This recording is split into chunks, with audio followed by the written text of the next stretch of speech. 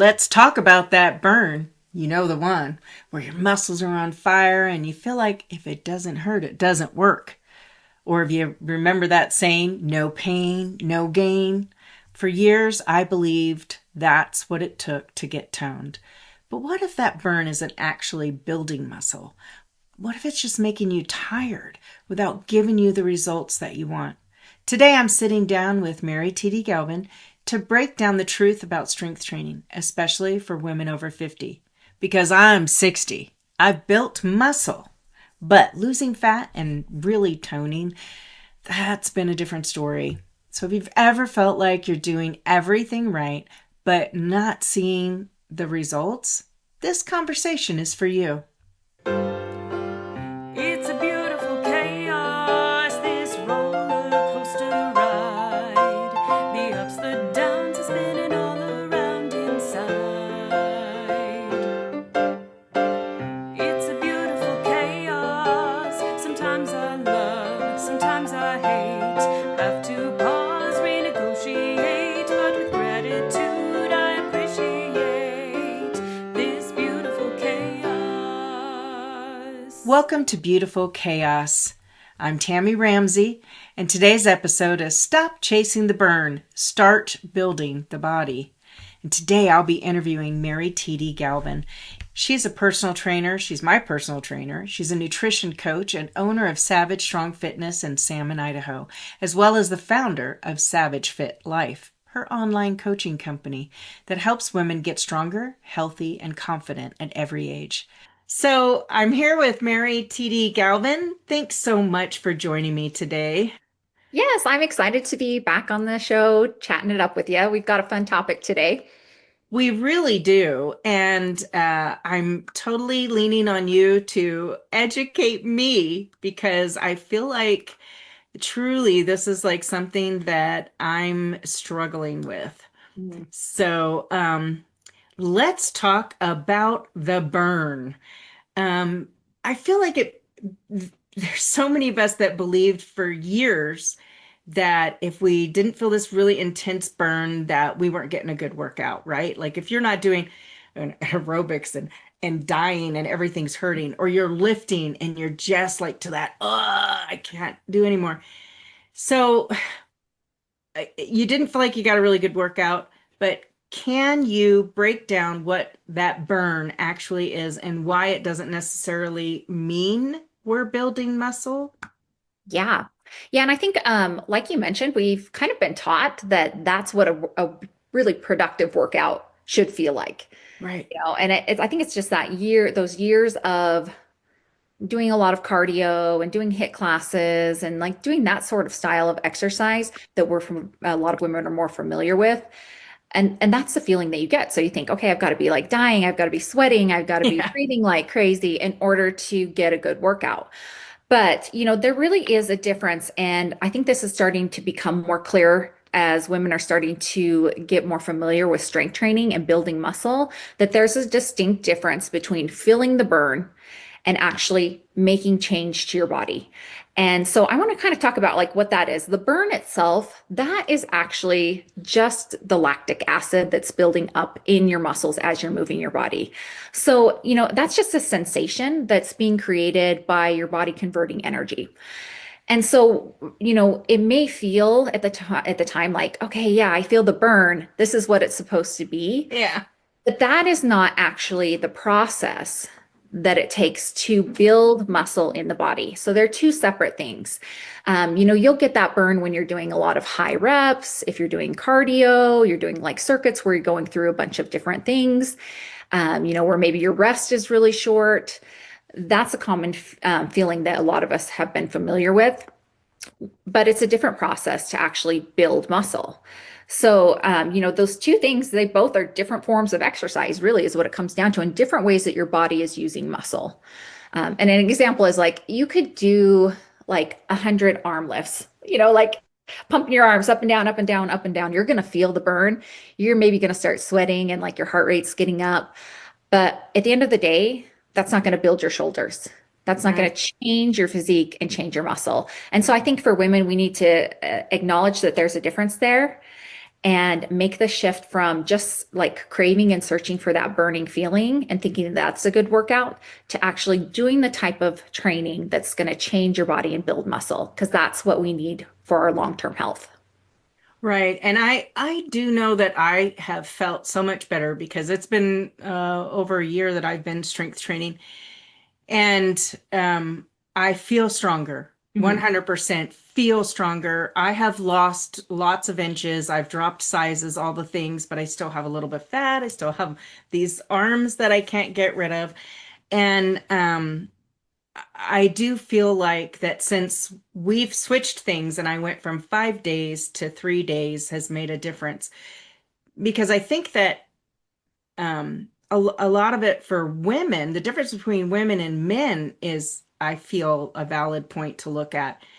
When we get into stress mode, we have all these hormones that start attacking us and going, yeah, we're stressed out, so we're going to hang on to every fat we can. And, you Yeah, know, it feels like that, doesn't it? it does. That's what it feels like to me. Yeah. So I guess that um, let's back up and look at muscle versus fatigue because Yeah. I I feel like that, well, when we first started this for me, and I'm just going to go by what I know, Mhm. I felt like I was fatiguing my muscles and I would come out of there and I'd be a little sore, but I wasn't like overly sore and I was doing more reps and all the things. So let's talk about muscle fatigue, muscle growth, because I do know that I've built muscle Yeah. and I have a Hume scale even that says that my muscle mass has increased. So let's talk about muscle fatigue and muscle growth. And how can women actually tell if they're doing the right kind of strength training that leads to toning versus just feeling tired? Yeah. So, I mean, really what that is if you're trying to grow muscle, which all of us should be, because as we age, we're naturally going to start losing muscle unless you're fighting to maintain it or build it. And so this is how the body is going to build muscle, and this is how it's different. To build muscle, we need to have tension on the body. And so that's where the resistance comes with the weights. That tension and that resistance is going to create little tiny microscopic tears in the body. And so it sounds terrible. Like we're damaging the muscle by putting it under strain. So we have to have weight that's heavy enough to actually do some damage to the muscle. And I'm not talking about injury here. This is what's supposed to happen in your body. The second part of that, okay, you've lifted heavy, right? So now your muscles like it's all shredded, right? Yeah. The second part of that is the recovery piece. And so that's when your body actually is going to, sorry, my kitty's coming into the picture. Hi, kitty. Speak a cat. So the recovery part is where your body's actually going to repair and build new muscle. So as you put that strain on your body, you're going to tell it, okay, I need to repair and build this in a better way so that next time we do it, I'm stronger. And so it's that recovery point, and this is where it's important for women to really focus on recovery too, because it's not just what we do in our workouts, but then how we recover also. And like we just handle stress differently than men do. And so recovery is very, very important for us. We need more of it. We need better Yes. sleep. We more need that rest time in between. And that's when your body's going to rebuild itself stronger and grow a little bit of muscle. And you know, the other thing that's super important with this is progression. And I think this is one feature that a lot of people that are lifting weights are maybe missing this key piece, and that is the progressive overload. And so, what that does is your body's repaired, right? It's built new muscle, it's stronger now.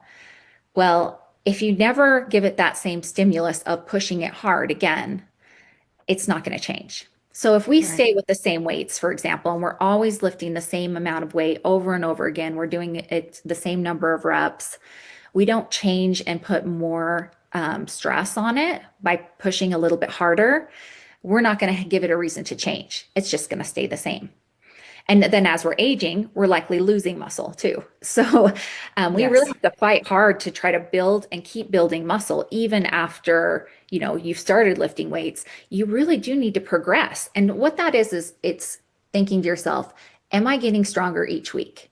Right. Well, how do you know that? You test it, right? You either do a couple more reps or you increase the weight a little bit, and it's slow and progressive. So, like when we started with you, for example, we had higher reps, lower weight to start. Yep. We were doing more days per week. And really, what we were doing is conditioning your body to get used to the stimulus. So, a lot of times for beginners, I mean, you start with what you're ready for. So, that might be little, like tiny weights. That's okay. Start with that. But we don't stay there. Right. And our goal really is to progress each and every time that you're doing your strength training to give your body that tension again and give it an opportunity to grow and build. And it doesn't feel like what you think it's going to feel. I mean, sometimes we're sore, sometimes it does burn, Yeah. but we really, if you've got good recovery and you're progressing slowly and consistently, you're not going to be sore all the time. And even throughout, like at the end of my workouts, I'll go really heavy and push myself in my workouts, but I don't really get that sweaty unless Yeah. it's a late day, maybe. And I Yeah. don't like, I'm not breathing hard out of breath, trying to catch my breath. I'm, lifting heavy weights and I'm trying to progress each week and go a little bit more. And, but I'm also giving myself adequate rest time in between the exercises, and I'm giving myself rest days in between my workouts as well. So all of those things kind of come together, and that's what is different, I think, than what a lot of women are doing. A lot of women are working out really hard. They're pushing themselves really hard. They're doing all the things, right? And so it feels like, oh, I'm trying so hard. I'm doing everything that, we're supposed to be doing. I'm lifting the weights, but why am I not seeing the progress? And it's that progression of each week, I got to get stronger. I got to push myself a little bit more. And eventually you kind of get to that point where you're like, okay, this is as heavy as I want to go. And so then you can give yourself, your body a break. Go light for a couple of weeks, give yourself some rest and recovery time, and then start that process again. You'll come in stronger the next round. I really like that. And I think that the other thing that I might add is that I think it's also in how we're measuring what we are thinking or have been taught what we're strength looks like or what fit looks like. Mhm. And I do know this. I may be like my number on the scale is kind of staying at the same spot, but my Mhm. muscle mass is increasing. And I've gone from 8 pounds weights in my bicep curls to 15 pounds. And and then I'm going to be going up from that because already it's like, oh wow, I could do all of those and I do, the slow up and slow down. I can do all those and it's the very last one that I'm like, "Ugh." And so I feel like that if you start measuring yourself a little different, maybe you'd give your body a break as well in your mind. But I do think that the rest and the recovery is so huge. Like you're saying, that's probably the one thing. Everybody is working hard. But as women, if we're caretakers of anybody other than ourselves, we're less likely to pause and slow down and give Right. ourselves some self-care that we need. So, Yeah, I agree. Definitely. It's harder for us to take that moment. Well, yeah. and a lot of times when we're doing our workout, we are like trying to hurry and get it over with too. Yeah, we got to hurry up It's because like we got to. it's like, okay, I'm not going to rest. I'm just going to hurry and crank through this thing. But you're really Yeah, diminishing your results when you do that. right. And how it should feel, like you mentioned, those last couple of reps should feel really tough, Yeah. right? And I just posted a video online of me failing at an exercise in the gym. And it was like, I thought I was ready to progress to the next heavier dumbbells. And so I went to go try, and it was like, nope, not going to Nope. happen. Right. So there might be moments when you're like, okay, I'm just not ready to do that yet. Give your body extra time to continue to develop, but focusing on getting stronger. Right. So you're pushing yourself each time and then giving yourself that adequate rest. Even in your workouts, you need to have rest. And this is one way to test the difference, whether you're in muscle building or fatigue, is in the middle of your workout. Because Mm, I think I personal train in the gym as well as online coaching. And so when I'm in the gym, I can control what my people are doing and how long their rest is. And, like I have my hand in it a little bit easier than when they're doing it online by themselves.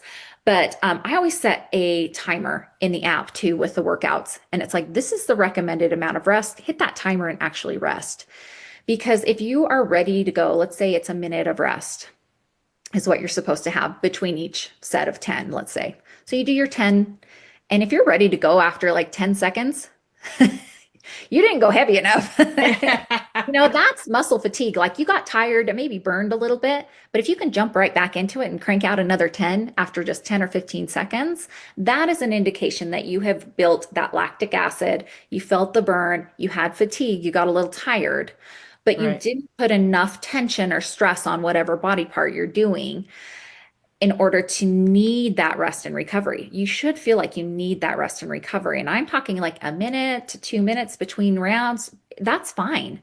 But if you're ready to go after 10 seconds, that's a signal, right? That I am exercising, but I'm not in that muscle building realm, right? So it should feel a Right. little bit different. It should feel like, okay, if I wanted to go right now, there's no way I'd get another 10 reps. I need that rest. I need that time to recover, to let that flush out of my body and, give myself a chance to try again. Yeah. That's good to know. That's and I do when I follow along with the app, I take the rest when it says to rest, for sure. And I do feel like my body needs it. This episode of Beautiful Chaos is sponsored by Sarah Nova. I've been using their micro needling infusion anti-aging kit for about 6 weeks now, and honestly, while editing our podcast videos, I've noticed my skin looking healthier, smoother, and some of my fine lines are definitely softening. And those saddlebags along my jawline that were starting to form have started to tighten up.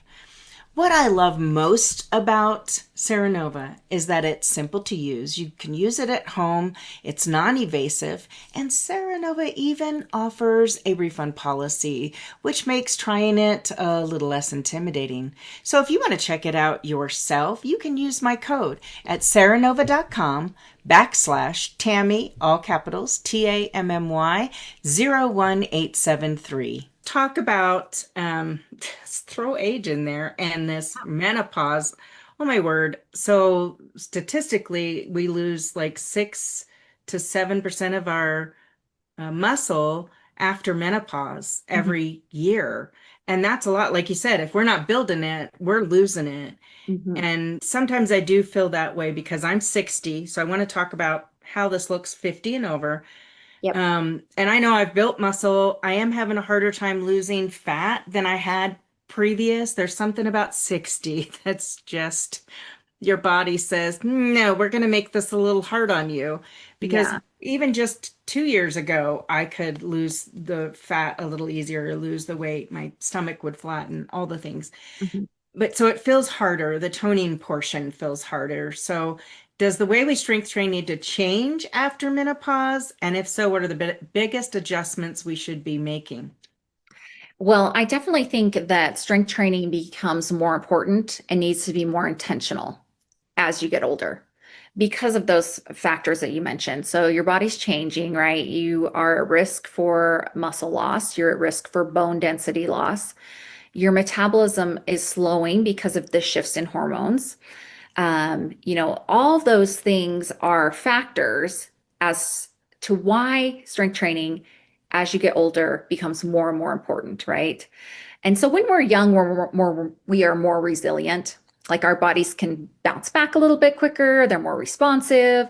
Like we can put them through hell and they're going to be fine the next day. Like we all have had those moments when we look back into our 20s and we're like, how in the heck did I survive that? Yes. But Yeah, yeah. But it becomes less forgiving, which means that your intention with your body and your workouts needs to be more intentional, right? You need Right. to be doing the right things and not just going through the motions or just kind of willy-nillying through it. And this is where that progression with strength training, I think, is more important the older that we get because we're fighting those natural things that are happening in our body. And yeah, it will feel like it's harder to lose weight. And part of that is the metabolism changing, right? Part of Right. that is that natural decrease in muscle. Even if we're building and trying to maintain muscle, like we still have that natural effect of our body as we age, becoming less resilient to that. Also, we just tend to move a little bit less And this is my theory, but I think that naturally our bodies want to hold on to a certain amount of body fat for preservation also. And so, like, if you think about it as you get older, and this is one way to be like okay with a little bit extra fluff on your body. But like if you get sick or something and you're very, very low body fat percent, you are at a high risk for, having more serious complications if you're hospitalized or something like that, for example. And that's just your body's protective layer, right? So it's giving your body something to feed on when it needs extra energy. And so, I think naturally as we get older, it's like our body's trying to give ourselves a little bit of a buffer to help with something like that might happen, which can be frustrating too, because then we're like, no, I want to look like shredded and, I want to be jacked in my 60s. Yeah, yeah, Which for you still sure. can. You can still manage that, right? You can still focus on, doing those intentional workouts. I think for your 50s and beyond, starting to think about the goal shifting from I want to get thinner, smaller, to I want to get stronger. And if you make that mental shift and that is your focus as you're going through your workouts, I'm not working out so that I get skinny. I'm working out so I get strong. If that is your goal and you're thinking that every single time you're doing your workout, as you're working through the years as you get older, you are going to be setting yourself up for success. You're going to be having stronger bones. You're going to have a stronger body. You're going to be leaner. Those things will start to happen as you're pushing for that strength instead of worrying about being smaller.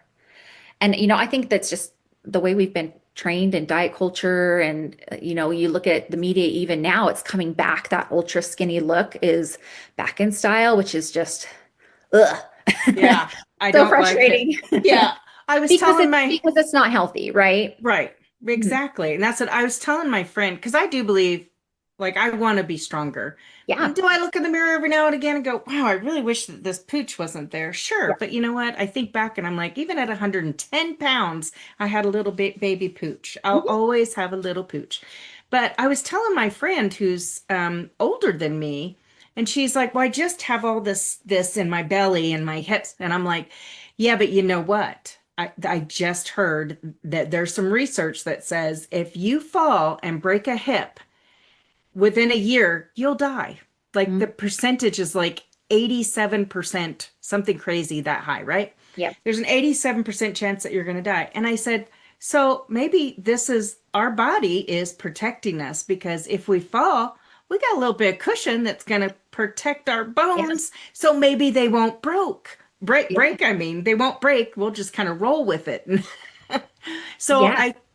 so going back to what you were just saying, if you're sick, you might need that extra Mhm. body weight on you to get through that time and to heal. Same thing with if you fall. Maybe Yep. that's what it's there for. And I do think that changing the way that we measure ourselves in our minds, going by strength, not by how we look, and building on our strength and measuring ourselves by our strength. Like I went from 8 to 15 pounds that I'm curling. That's to me, that's a big thing. I can lift things that I used to say, here, honey, can you lift this? Because I'm too weak and I can't lift it. And now it's like, nope, I got it. Just go. Yeah. So, yeah, I think that we need to, all of us women need to start measuring ourselves in that way because longevity, that's what it's going to take is Right. strength, right? Yeah. And that shift in mindset, it's not going to happen overnight. Right. You might always have those moments when you look back and you're like, oh, look, but then I want to diet right now. Yeah. I want to get a little skinnier. I mean, it's fine, but really you need to not really look at it as the end goal, right? The end goal Right. is, especially when you're like, what is the purpose of my workouts? The purpose of the workout is not to make you smaller. The purpose of the workout is to make you stronger. Right. And, if you can kind of get that mental shift going, it's going to be so much better for you. And you're going to start training in the right way, and part of that is not doing random workouts, like having some structure. That's Right. definitely something I would recommend. Also that progression. So track your weights. You can write it down in a notebook, you can track it in an app, but see where you started and have that reminder each week when you go and repeat those workouts because you're doing the same workouts all over and over again, right? But you're Right. not doing it the same way. So the next week you look at it, oh, I did 10 pounds in 8 times. Well, this time I'm going to do 10 pounds in 10 times. Watch that progress, track it. The other thing is to be focused when you're working out instead of just going through the motions. And I know you've talked about like the speed and like really being in control and thinking about what muscles are working. That's going to make a big difference. And then consistency. I mean, as boring as it is, like what you do most often is what's going to make the biggest difference. And, this is what's going to make you stronger is doing it every single week over and over and over again, pushing yourself each time. If you only do it for 2 weeks and then you're a couple weeks off and then you're back on and back off, that's not going to be enough consistency to really get you the good progress that you want. And being toned, this is another thing with body fat percent. Being toned starts with muscle. So you have to have the muscle first. Right. And then once you have muscle, dieting becomes a little bit easier. You can then drop your body fat down a little bit, to reveal what's underneath your layer of fat. That's when you show the muscle. But if you don't have any muscle built to begin with, and you just go into fat loss and you lose weight, you're going to lose muscle, bone, all those things. And you're going to get smaller, but weaker. Yeah. So, I think that's so important is that muscle factor. Like keep working on that, whether you're dieting or you're just maintaining. You really do need to keep pushing yourself with the strength training. And honestly, it's more important when you're dieting than when you're just trying to maintain because your body's got to take that energy from somewhere and we don't want to eat in your muscle. We want it to burn body fat. And you're Right. going to look better too if you actually have something underneath instead of just being kind of frail and, saggy. Yeah, looking like some of the stars that they show that have used the Yeah. GLPs and got so skinny that they look like walking skeletons. Well, It's and like that's that's not the point of healthy. taking it just a little bit too far. There's Yeah, that balance, right? You want to look healthy, right. you want to look lean, but you also need to have something left besides just bones. Right, Mhm. right. Well, we've talked about some really good things. We've talked about that you don't have to feel the burn to build the muscle. And consistency. I love that. And that's why I started the 5 days a week because I'm Mhm. the type of person that if I'm going to create a habit, I have to do it every day. Yep. And so then when I do the 3 day a week strength training, the other 2 days I'm walking or, doing something, dancing, something that's fun, that's getting a little bit of movement in. Yeah. So I'm not just sitting. And I think that's important. The more you sit, the more you need to get up and move. Yeah, it is. And, a lot of us have sedentary lives Yeah. where, we're at a desk or, if you're at work or even if you're at home and you're just relaxing, it's like you're in the recliner. And if you aren't intentional about getting up and moving, you can just sit your life away. Yeah, that's for sure.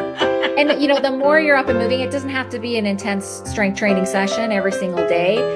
I honestly think 3 or 4 days per week is great for women. But then on those other days, still move your body. Those recovery days, get your steps up, take a walk outside, like do some stretching, work in the garden, whatever it is that brings you a joy through movement. That's what those other days are there for, so that you're building that consistency of using your body in that way, that's enjoyable, but then also you're building the strength that you need to sustain that. Yes, I love that. Well, thank you so much for joining me today, Mary. I've really enjoyed myself and enjoyed the conversation and learned, still have learned. I always learn from you, and I appreciate You are so it. welcome. Okay, thanks so much.